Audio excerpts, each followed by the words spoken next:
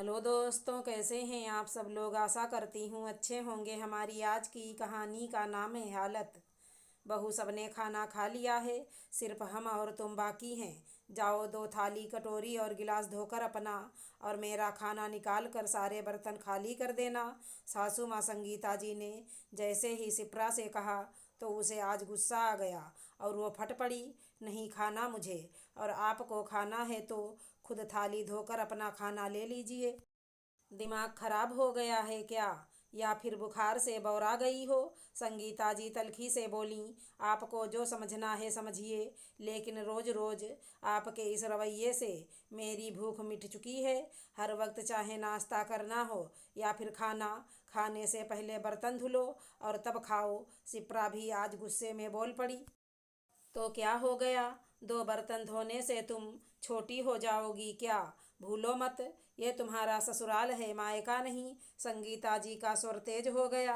क्या बात है, किस बात पर इतनी बहस हो रही। संगीता जी की तेज आवाज़ को सुन कमलेश जी और बेटा शशांक किचन में आ गए। कुछ नहीं जी, बहू को कह रही थी खाना खाने को, लेकिन वो मना कर रही, बस इतनी सी ही बात। संगीता जी असली बात छुपाते हुए बोलीं। सिप्रा, तुम खाना खाने से क्यों मना कर रही, और खाओगी नहीं तो दवा भी असर नहीं करेगी। शशांक सिप्रा की तरफ देख कर बोला, कैसे खाऊं पापा जी, यहाँ तो रोज़ का नियम हो गया है, पहले बर्तन धुलो फिर खाना परोसो। सिप्रा की आंखों में आंसू आ गए। बर्तन धुलो? क्यों, कमला बर्तन धोने नहीं आ रही क्या? और जब तुम्हें बुखार है तो काम क्यों कर रही? कमलेश जी ने पूछा। वैसे तो मम्मी जी उठते बैठते मुझे ताना मारती हैं कि तुम्हारे मायके से कुछ भी बर्तन नहीं मिला।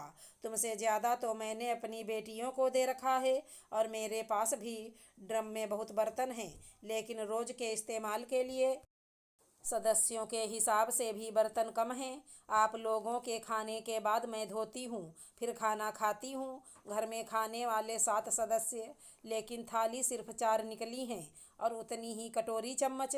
आज मुझे सुबह से बुखार है, लेकिन मम्मी जी ने कहा कि हमने भी बुखार में घर संभाला है, दवा खाओ और काम करो। सिप्रा ने ससुर के सामने सच्चाई रखी। अब मैं क्या करूं? ज़्यादा बर्तन होने पर कमला काम छोड़ने की धमकी देती है। उसका कहना है कि आपके यहाँ एक सदस्य बढ़ गया है तो पगार बढ़ाओ।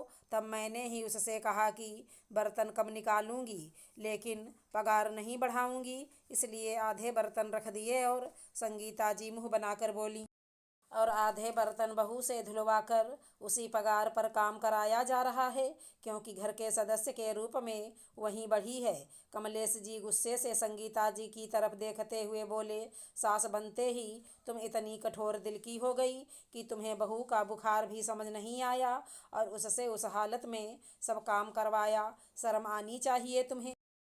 घर के सब बर्तन वापस किचन में रखो, और कम पड़ रहे तो अपने ड्रम से निकालो। आज के बाद अगर ऐसा कुछ हुआ तो बहू को विदा करा के लाते समय समधन से बोल कर आई थी कि अपनी बेटी की तरह रखूंगी। इस तरह तुम अपनी बेटी को रखती हो।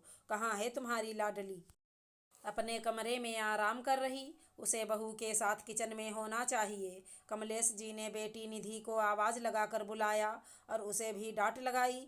जाओ, जाकर अंदर से थाली निकालो और अपनी भाभी का खाना लगाकर उसके कमरे में देकर आओ। और संगीता जी, आपकी कमला आए तो उससे कह दीजिएगा कि आज से बर्तन ज़्यादा ही मिलेगा, उसे धोना है तो धोए, वरना उसका हिसाब कर देना। दूसरी काम वाली आएगी, और आज के बाद घर में बर्तन की कमी नज़र नहीं आनी चाहिए। कमलेश जी ने संगीता जी को भी अंतिम चेतावनी दे दिया। हेलो दोस्तों, कैसे हैं आप सब लोग। आशा करती हूँ अच्छे होंगे। हमारी आज की कहानी का नाम है झूठ। बंद करो अपना ये नाटक भाभी। अगर आपको बाबूजी की फिक्र होती तो आज बाबूजी यहाँ बैठकर मटर नहीं छील रहे होते।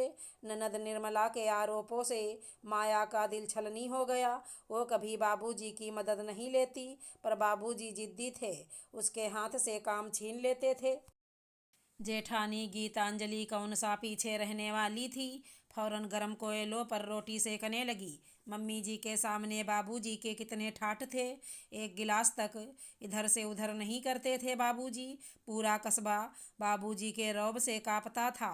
3-4 दिन से बाबूजी की जो दीन अवस्था देख रही हूँ, कलेजा मुँह को आ रहा है मेरा। गीतांजलि रोने का नाटक करने में माहिर थी। जेठ जी इंद्रेश भी तब तक नहाकर बाहर आ गए थे। फौरन बाबूजी की व्हील चेयर पकड़ ली। अब मैं बाबूजी को यहाँ एक दिन भी नहीं रहने दूंगा। आप आज ही हमारे साथ घर वापस चल रहे हो। अभी आप बेघर नहीं हो जो यहाँ इतने जुल्म सह रहे हो। अब तक राकेश भी उठकर आ चुका था। संडे के दिन घर में इतना हंगामा सुनकर वो भी हैरान था।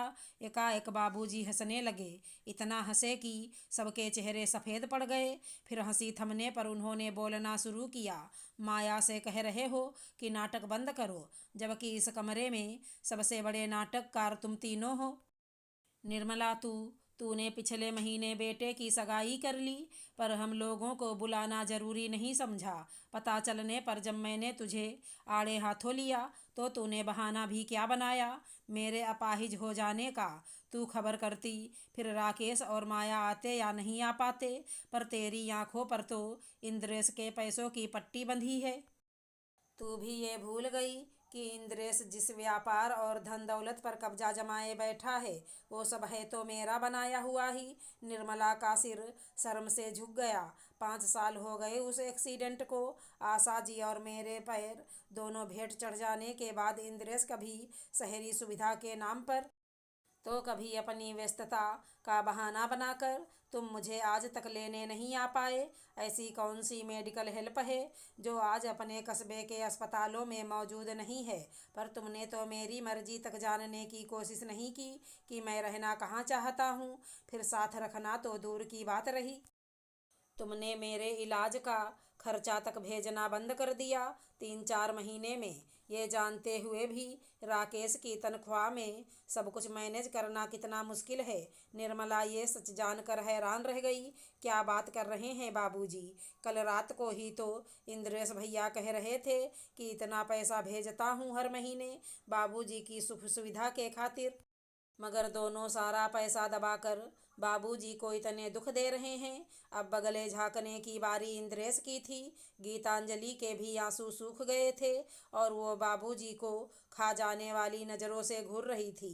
बाबूजी ने असली पत्ते तो अब खोले। ये तो आज भी यहाँ मेरी चाल में फंस कर आए हैं। मेरे लाख बुलाने के बावजूद जब इंद्रेश शहर आने को तैयार नहीं हुआ तो मैंने इसके प्रॉपर्टी डीलर दोस्त रमन को फ़ोन करके दुकान बेचने का जिक्र चलाया। और जैसा मैंने सोचा था, जिक्र सुनते ही इंद्रेश और गीतांजलि को मुझ बुढ़े की फिक्र हो गई और निर्मला को साथ में लेकर ये फ़ौरन मुझे वापस ले जाने को चले आए।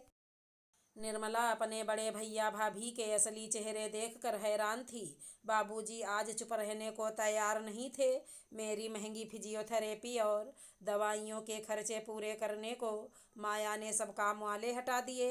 सोसाइटी के बच्चों को ट्यूशन देने लगी और प्रखर की स्कूल बस छुड़ाकर उसे खुद स्कूटी से छोड़ने जाना शुरू कर दिया। अगर इन सारी भागम भाग के बीच मैं उसकी थोड़ी बहुत भी मदद कर देता हूँ तो इसमें हर्ज ही क्या है।